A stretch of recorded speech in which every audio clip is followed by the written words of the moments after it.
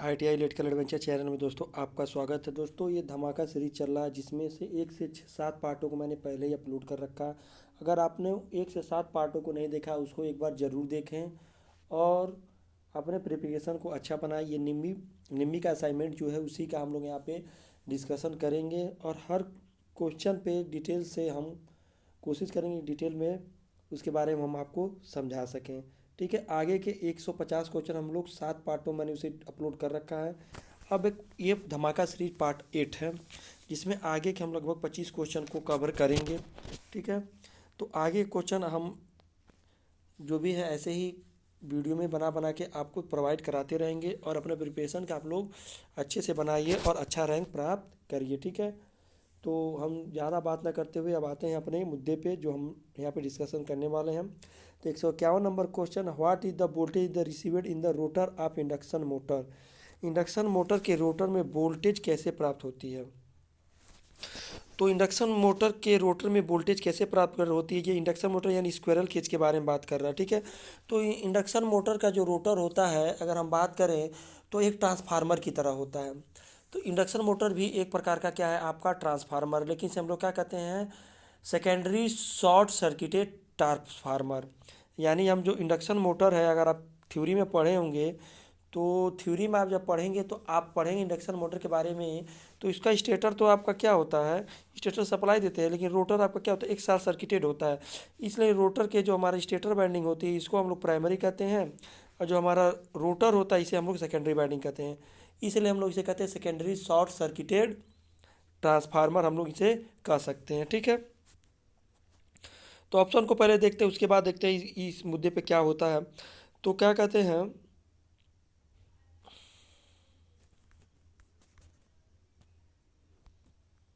ठीक है, induction motor के रोटर में वोल्टेज कैसे प्राप्त होती है। स्टेटर से सीधा संबंध है, नहीं स्टेटर से सीधा संबंध नहीं है आपके रोटर में। ठीक है, रोटर से स्टेटर में सीधा संबंध नहीं स्थापित होता है। स्टेटर में उत्पादन ईएमएफ के कारण या direct connection in the rotor in the supply. देखिए जो इंडक्शन मोटर होता है जो आपका स्क्वायरल के इंडक्शन मोटर होता है उसमें कोई भी डायरेक्ट हम लोग सप्लाई रोटर को नहीं देते हैं। ठीक है, तो यहाँ पे लिखा है डी दिया है ऑप्शन कि bye the transformer action the stator of the rotor. Stator और रोटर का ट्रांसफार्मर का कार्य के द्वारा यानी म्यूचुअल इंडक्शन के द्वारा। यानी इंडक्शन मोटर इसका नाम ही इसलिए पड़ा है क्योंकि इसके अंदर इंडक्शन के द्वारा क्या होता है इसमें घुमाव होता है यानी ये घूमता है। तो इसका यही होगा कि स्टेटर और रोटर रोटर का ट्रांसफार्मर कार्य द्वारा। ठीक है, by the transformer action of the stator and rotor. याद रखिएगा स्क्वायरल केज इंडक्शन मोटर को शॉर्ट सर्किटेड ट्रांसफार्मर भी कहते हैं। ठीक है, आगे कहते हैं secondary short circuited transformer which method is applied to control the speed of 3 phase squirrel cage induction motor from the rotor side. अपने रोटर पक्ष से 3 कला स्क्वायरल केज इंडक्शन मोटर गति नियंत्रित करने के लिए कौन सा विधियाँ प्रभावित करती है। यानी रोटर के पक्ष से, रोटर की पक्ष की बात करें यानी रोटर के द्वारा। तो इसमें देखिए इंडक्शन मोटर के बारे में जितना यहाँ पे दिया कैस्केड मेथड, इसके द्वारा भी स्पीड को कंट्रोल करते हैं। वोल्टेज मेथड के द्वारा भी हम लोग इंडक्शन मोटर का क्या करते हैं स्पीड कंट्रोल करते हैं। आवृत्ति के द्वारा भी और बाई चेंजिंग पोल, मतलब चारों मेथड से हम लोग क्या करते हैं इंडक्शन मोटर की स्पीड को कम या ज़्यादा हम कर सकते हैं। ठीक है, तो यहाँ पे दिया है अब क्वेश्चन पढ़िए क्या दिया इन्होंने दिया है रोटर पक्ष के द्वारा यानी बाई बाई चेंजिंग यानी by applied the rotor control method. तो रोटर कंट्रोल मेथड जो आपका होता है इसे कहते हैं हम लोग cascade method, cascade method. Cascade method के द्वारा हम लोग रोटर के द्वारा क्या करते हैं सप्लाई को यहाँ से क्या करते हैं अपना हम इसे क्या करते हैं चेंज करते हैं कैस्केड मेथड के द्वारा। कैस्केड अगर रोटर के द्वारा नहीं देता हम लोग फ्रीक्वेंसी को मार देते हैं, वोल्टेज को मार देते हैं, सब हमारा क्या होता सही होता। तो रोटर मेथड जो होता है आपका कैस्केड मेथड होता है। मुख्य मोटर के पैरेलल में एक एक दूसरी मोटर लगा के हम लोग क्या करते हैं इसकी स्पीड को क्या करते हैं चेंज करते हैं। ठीक है, ये होता है हमारा कैस्केड मेथड। आगे हम जो क्वेश्चन 153 नंबर उस पर चर्चा करेंगे। आगे क्वेश्चन आपका 153 नंबर,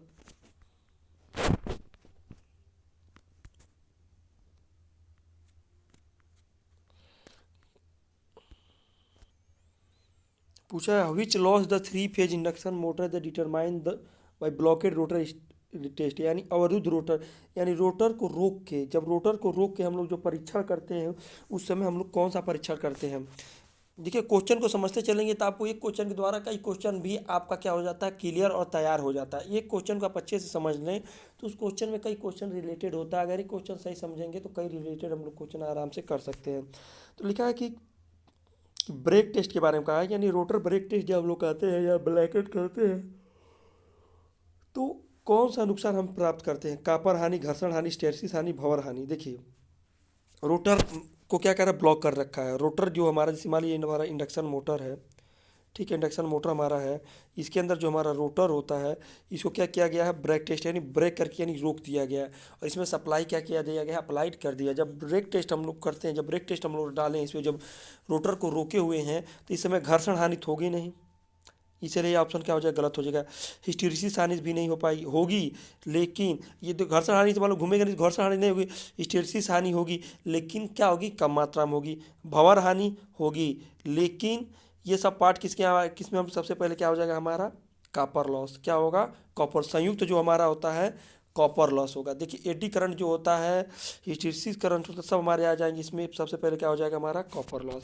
तो ऑप्शन नंबर ए आपका क्या हो जाएगा, सही होगा। ब्रेक टेस्ट में क्या होगा, जब आपके रोटर को रोक दिया जाएगा तो आपका स्टेटर है जो अत्यधिक करंट गेन करेंगी। जब अत्यधिक करंट गेन करेंगी तो जो उसका कॉपर बाइंडिंग के द्वारा जो लॉसेस होगी वो हमें पता चल जाएगा। तो ब्रेक टेस्ट मैथड से हम लोग क्या कहते हैं, रोटर ब्लॉक टेस्ट मैथड के द्वारा हम लोग क्या करते हैं, कॉपर हानि टेस्ट करते हैं। Why pre heating the necessary from motor before varnish the rewinding process. ये क्वेश्चन पहले भी इस पर डिस्कस किया जा सकता है, लगता है क्वेश्चन दोबारा हो चुका है, ठीक है। लिखा है रिवाइंडिंग की प्रक्रिया में वार्निश से पहले मोटर के लिए प्री हीटिंग क्यों आवश्यक है। यानी जब मोटर को रिवाइंडिंग की जाती है, रिवाइंडिंग की प्रक्रिया में जब इसे रिवाइंडिंग कर दिया गया तो उसमें जब वार्निश करना होता है उससे पहले मोटर को जब हीट किया जाता है वार्निश से पहले, तो उसे हम लोग कहते हैं प्री हीटिंग, ठीक है। जो सबसे पहले क्रिया होती है उसे कहते हैं हम लोग प्री हीटिंग। तो किस लिए होता है, वाइंडिंग में वार्निश को जल्दी सुखाने के लिए, ऐसा कुछ नहीं है, ठीक है। हम लोग वार्निश डाल के भी हम ओवन में क्या करते हैं, गर्म करके बाइंडिंग को क्या करते हैं, सुखाते हैं। वाइंडिंग में वार्निश के आसान प्रवाह के लिए, ऐसा कुछ नहीं। वाइंडिंग में जो हमारा वार्निश होता है ऑलरेडी उसी वो हमारा पिघला हुआ लिक्विड में होता है। फिर इंसुलेशन प्रतिरोध के मूल्य बढ़ाने में, हाँ ऐसा तो होता है लेकिन हीट करने से नहीं। हीट कब करते हैं, जब हमारा वार्निश, ऐसा प्रवाह कब होगा, जब हम वार्निश को क्या करेंगे, डाल के उसे खुद तेज से सुखाएंगे, ठीक है। या बाइंडिंग के परतों के बीच की नमी को बाहर निकालेंगे, ये हमारा सही होगा। क्योंकि जब हमारे बाइंडिंग जो होती है ऐसे ऐसे करके, जो बाइंडिंग के बहुत ज़्यादा से कॉइल बने होते हैं, तो इन कॉइलों के बीचों में जो नमी होती है, इस नमी को हटाने के लिए हम लोग कहते हैं प्री हीटिंग हमको करना पड़ता है अपने बाइंडिंग की, ठीक है। अब आगे है which type test in the conductor using internal grounder in the AC motor. यानी which type of the test in the conducted using the internal grounder in the AC motor binding. AC motor के binding में आंतरिक grounder का प्रयोग करके किस प्रकार परीक्षण किया जाता है। कितने प्रकार के ग्राउंडर होते हैं, दो प्रकार के, एक होता है एक्सटर्नल, एक होता है इंटरनल। इंटरनल ग्राउलर जो होता है हम लोगों को क्या चेक करने के लिए होता है, हमारा स्टेटर को चेक करने के लिए हम लोग इंटरनल ग्राउलर का यूज करते हैं, ठीक है। तो इंटरनल ग्राउलर का यूज किया जाता है तो सबसे इंटरनल ग्राउलर की सबसे मुख्य चीज़ें होती है किस लिए हम लोग करते हैं, शॉर्ट सर्किट टेस्ट के लिए, कि हमारा कहीं कॉइल शॉर्ट सर्किट नहीं है, इसके लिए हम लोग इंटरनल ग्राउलर का प्रयोग करते हैं, ठीक है। ये हमारा डी नंबर हमारा सही होगा, ठीक है। पोलैरिटी टेस्ट के लिए हम हमेशा किसका लेंगे, फेज सीक्वेंस मीटर का प्रयोग करते हैं, ठीक है। ये सबसे ज़्यादा ग्राउंडिंग भी कर ले सकते हैं, लेकिन सबसे ज़्यादा हम लोग किसका करते हैं, शॉर्ट सर्किट टेस्ट के लिए करते हैं, ठीक। कंटिन्यूटी के लिए हम लोग सीरीज का भी प्रयोग कर सकते हैं, सीरीज टेस्टिंग बोर्ड का भी, उसके लिए कोई दिक्कत नहीं है, या ओमीटर का भी हम प्रयोग कर सकते हैं। लेकिन मुख्य हमारा क्या है, शॉर्ट सर्किट टेस्ट करने के लिए हम लोग प्रयोग करते हैं। 56 नंबर है which device use to test starter winding short and open fault. Starter winding short और ओपन फॉल्ट का परीक्षण करने के लिए किस उपकरण का प्रयोग किया जाता है। Which device use the test starter winding short and open fault. तो बहुत इसका तो मैंने पहले ही ऑलरेडी पता है, जो पहला जो आप 55 नंबर जो कर सकता है 56 नंबर भी कर सकता है। तो 56 नंबर क्या होगा, इसका टोंग टेस्टर का परीक्षण। टोंग टेस्टर के बारे में बता दें। टोंग टेस्टर एक ऐसा टेस्टर है जिसके द्वारा हम लोग क्या करते हैं, बिना वायर को काटे हुए भी हम उस वायर को बिना टच किए हुए भी हम उस वायर के अंदर बह रही धारा का पता लगा देते हैं। आंतरिक ग्राउलर, इसका यूज करते हैं स्टार्टर के लिए हम लोग किसका प्रयोग करेंगे, आंतरिक ग्राउलर के लिए। बाहरी ग्राउलर के लिए हम लोग आर्मेचर के लिए। ठीक है, तो ऑप्शन नंबर आपका बी क्या होगा, करेक्ट होगा। ठीक है, अब 57 नंबर है, what is the purpose of using in thermal cut out in the addition the fuse in the AC circuit. यानी एसी मोटर सर्किट फ्यूज के अलावा थर्मल कट आउट का प्रयोग करने का उद्देश्य क्या होता है। जो थर्मल कट आउट होता है उसका प्रयोग, यानी जैसे ही आपकी मोटर हीट होती है क्या हो जाती है, आपका मोटर बंद हो जाती है। तो इससे ये फ़ायदा होता है कि आप मोटर को वजन जो ओवरलोडिंग है दे सकते हैं, और जिससे आपकी मोटर को क्या करता है, थर्मल ओवर रिले क्या करता है, बचाता है। चलिए देखते हैं ऑप्शन में क्या है। ऑप्शन दिया भारी भार से रक्षा करना। ऐसा कुछ नहीं भाई, भारी भार से जब जब भारी भार होता है, ओवरलोड होता है तो क्या होती है, अधिक करंट खींचेगी। जब उधर करंट खींचेगी तो हमारा क्या होता है, तो जो हमारा थर्मल रिले होता है बैंडिंग भी गर्म होगी। जैसे बैंडिंग गर्म होगी तो थर्मल रिले भी गर्म होगा, और जैसे ही वो गर्म होगा क्या होगा, वो ट्रिप कर जाएगा। ठीक है, द्विघातिक पत्ती भी इसमें लगी होती है। ठीक है, हाई वोल्टेज से सुरक्षा, इससे कोई सुरक्षा नहीं करता है। लगातार ओवरलोडिंग लोडिंग की अनुमति देता है। ये allow the continue the overloading, यानी लगातार हमारा क्या करता है, ओवरलोडिंग की अनुमति देता है। लेकिन अगर वैसे कोई पढ़ने वाला है जनरली तो भारी भार से रक्षा के लिए कर देगा। ठीक है, तो ये आपका यहाँ पे गलत हो जाएगा। लेकिन जो हमारा जो थर्मल कटआउट इसका मेन पर्पज होता है लगातार ओवरलोडिंग की अनुमति देना। कि लगातार आप ओवरलोडिंग अपने मोटर को कर सकते हैं, या प्रेस में लगाते तो प्रेस को कर सकते हैं, क्योंकि सुरक्षा के लिए हम लोग किसका लगाते हैं, थर्मल कटआउट का हम लोग प्रयोग किए हुए हैं। आगे देखते हैं 58 number question, which type of the motor use the provide the high starting torque available the speed. यानी परिवर्तित गति के लिए उच्च प्रारंभिक बल गुण करने के लिए किस प्रकार के मोटर का प्रयोग किया जाता है। तो ऐसा करने के लिए हम लोग सबसे ज़्यादा क्या करते हैं, उच्च बल गुण प्राप्त करने के लिए थ्री इन्वर्सन मोटर का लिए उच्च करते हैं, उच्च के लिए करते हैं। लेकिन वेरिएबल स्पीड करना इसके लिए थोड़ा सा कठिन होता है। ठीक है, तो होता है लेकिन थोड़ा सा कठिन होता है। स्थायी संधारित्र मोटर के लिए नहीं, लेकिन थ्री फेज स्लिपरिंग मोटर जो होता है हम लोग आसानी से इसकी स्पीड को कंट्रोल कर सकते हैं, और इसका स्टार्टिंग टार्क भी बहुत ज़्यादा होता है। यानी इस इंडक्शन मोटर की अपेक्षा स्टार्टिंग टार्क इसका बहुत ज़्यादा होता है। ये भी थ्री फेज स्लिपरिंग मोटर जो होती है, सिंगल केज और डबल केज की ये मोटर होती है। स्पीड इसकी हाईएस्ट बहुत बढ़िया होती है स्टार्टिंग टार्क, क्योंकि सिंगल केज की बनेगी तो थोड़ा सा कम रहेगा, जब डबल केज की बन जाएगी तो इसका स्टार्टिंग टार्क बहुत ज़्यादा हो जाता है। बात करें स्क्विरल केज इंडक्शन मोटर की, इसकी स्पीड क्या होती है, स्पीड तो ठीक है लेकिन इसका जो स्टार्टिंग टार्क होता है बहुत गड़बड़ होता है। What is the relation between torque and slip in AC induction motor. यानी एसी इंडक्शन मोटर में बलाघूर्ण और स्लिप के बीच क्या संबंध है। 64 नंबर क्वेश्चन के आंसर हम देखेंगे तो स्लिप बढ़ने से बलाघूर्ण घटता है, स्लिप बढ़ने से बलाघूर्ण बढ़ता है, या स्लिप घटने से बलाघूर्ण घटता है, या स्लिप घटने से बलाघूर्ण घटता है।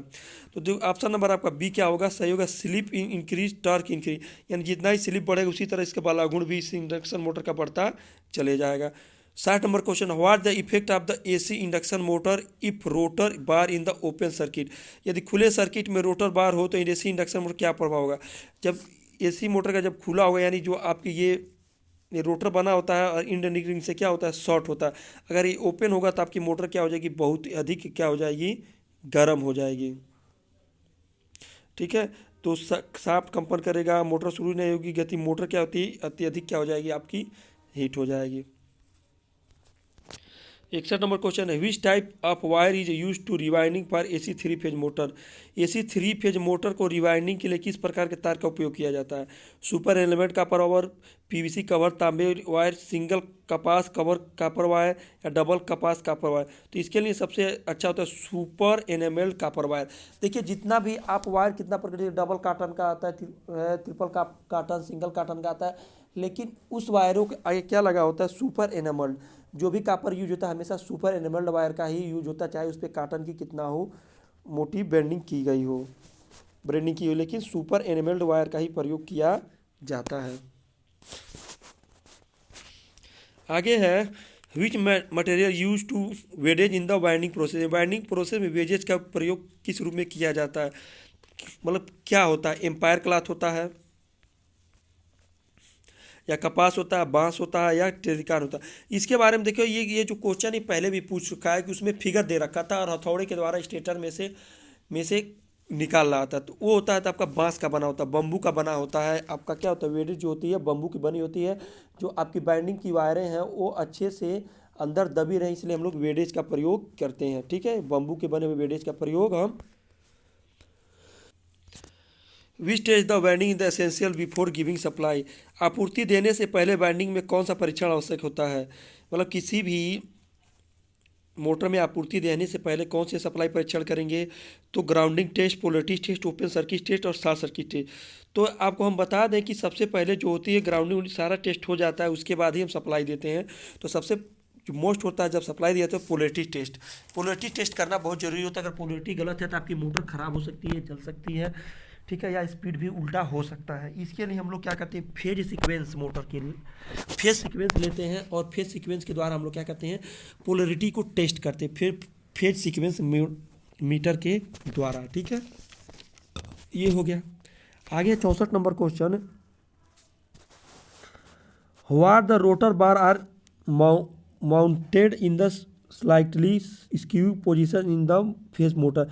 यानी रोटर के चालकों को थ्री फेज मोटर में थोड़ी तिरछी स्थिति में क्यों रखें। यानी जो इंडक्शन मोटर का जो आपका रोटर बना होता है उसे तिरछा क्यों बनाया जाता है। देखिए, तिरछा बनाने के कई कारण हैं। उसको स्टार्ट करने के लिए, पहला आपको अगर देखेंगे तो उसको स्टार्ट करने के लिए या हानियों के लिए नहीं होता है। और हमिंग दोष, मोटर में क्या होता है, एक हमिंग दोष होता है। मोटर में होता है टिथ लॉकिंग होती है। टिथ लॉकिंग जो होती है, जब मोटर को जब सप्लाई देते हैं तो बिना लोड पे अगर हमारी मोटर धीरे धीरे मतलब कि चलती नहीं है, बस कंपन करती है, तो इसे हम लोग कहते हैं टिथ लॉकिंग। उस दोष से दूर बचने के लिए हम लोग कहते हैं रोटर को क्या करते हैं, थोड़ा सा उसके कंडक्टर को क्या करते हैं, तिरछा कर देते हैं। जो तिरछा करने से हमारा जो होता है रोटर आसानी से हमारा घूमता है। ठीक है, स्क्यू किया जाता है, जिसे थोड़ा सा तिरछा रखा जाता है, जिससे रोटर हमारा आसानी से घूम जाता है, उसे टिथ लॉकिंग बोलते हैं। ठीक है, एक होता है क्राउलिंग होती है। इंडक्शन मोटर में जो दोष होते हैं रोटर में बताया, क्राउलिंग जो होती है, क्राउलिंग में जो हमारा क्या होता है, जो हमारा मोटर को जो हम फुल सप्लाई दे देते हैं तब भी हमारी मोटर क्या होती है, अपने जो निर्धारित गति है उससे 10 से 15% की गति पे चलती है। तो उसे हम लोग क्राउलिंग दोष कहते हैं। ये हमारा टिथ लॉकिंग होता है, जो कि हमारा मोटर जो होता है, रोटर होता है, हमारा घूमता नहीं है, तो टिथ लॉकिंग बोलते हैं। ठीक है, इस अच्छे समझ में आपको आ गया होगा।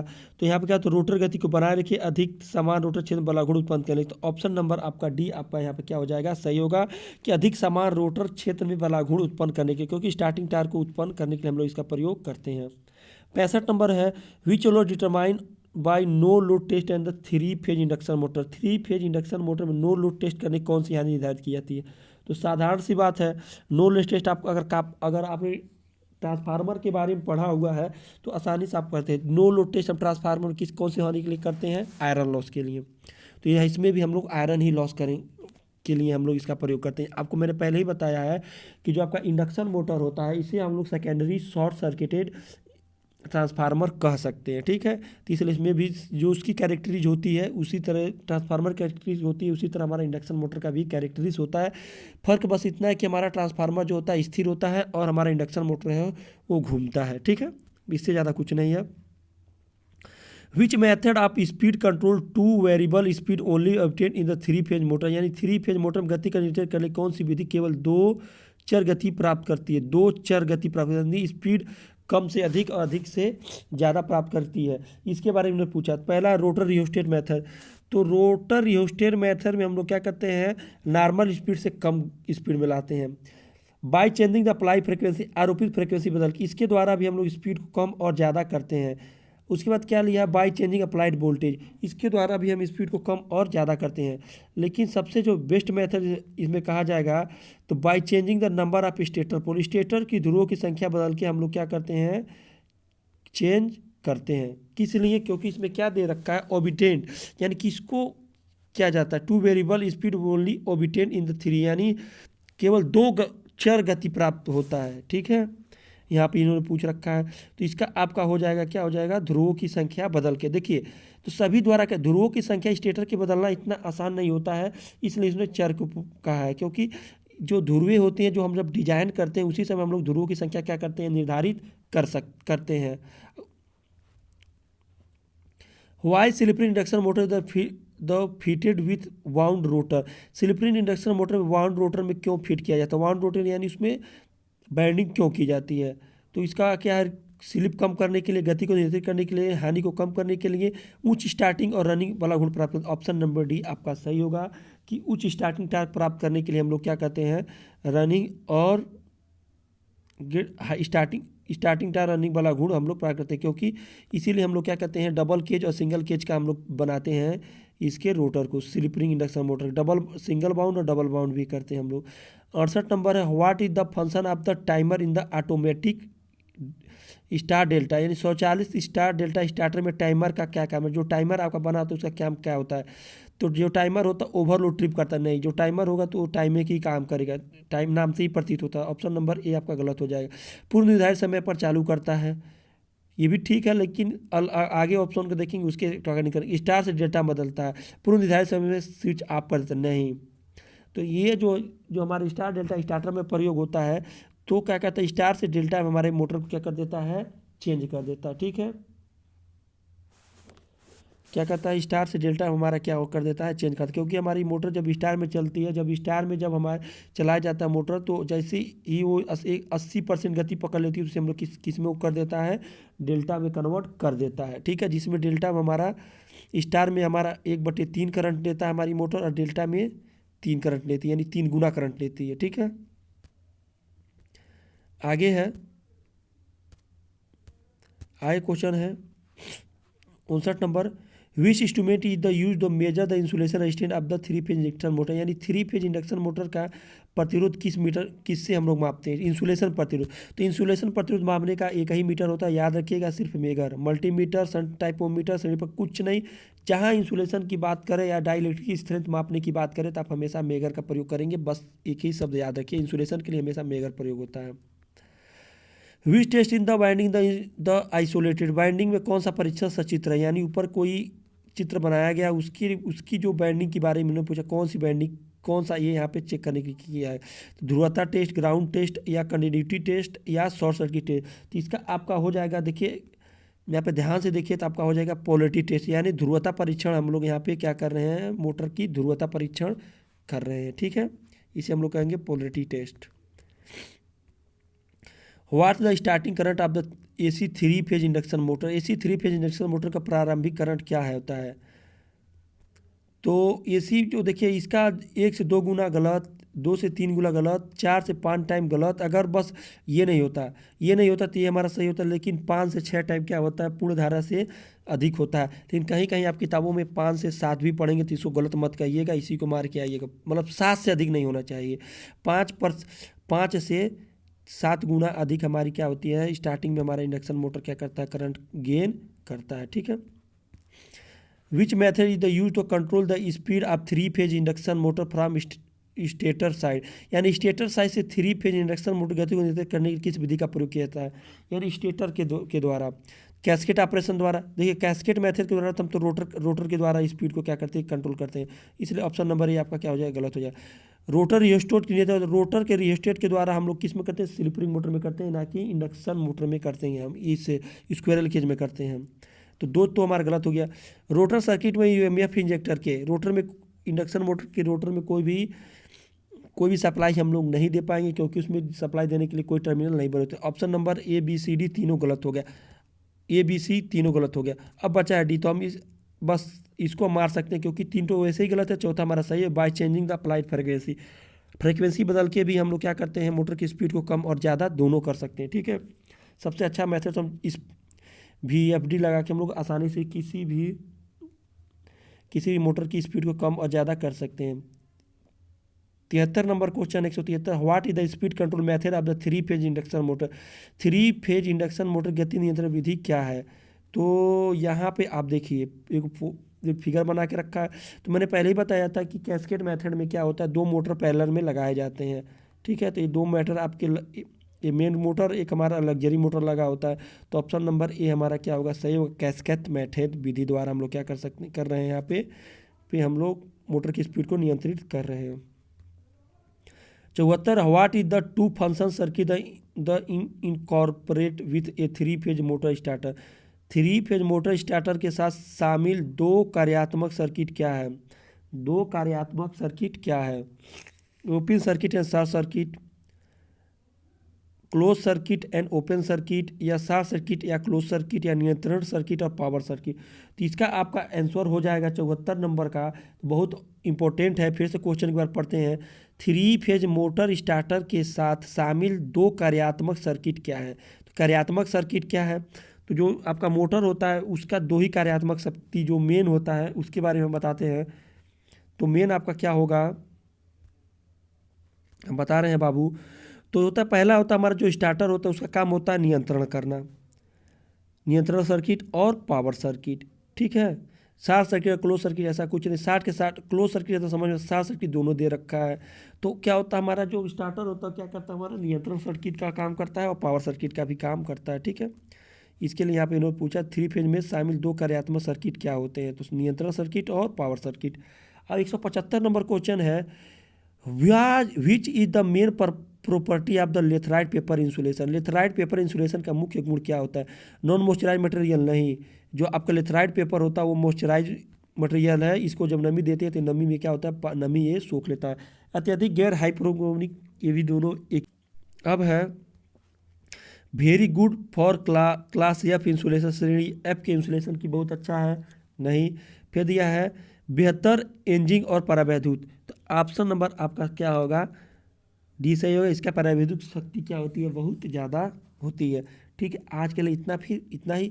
फिर हम आगे इस बात पे चर्चा कर, आगे के क्वेश्चन के बारे में फिर से नेक्स्ट वीडियो में आएंगे। धमाका सीरीज 9 में, अभी तो 8 है, फिर आगे हमारा 9 चलेगा, ठीक है। आज के लिए इतना ही, फिर मिलते हैं नेक्स्ट वीडियो में। बाय बाय, टेक केयर, और अपनी प्रिपरेशन को और बढ़िया बनाइए।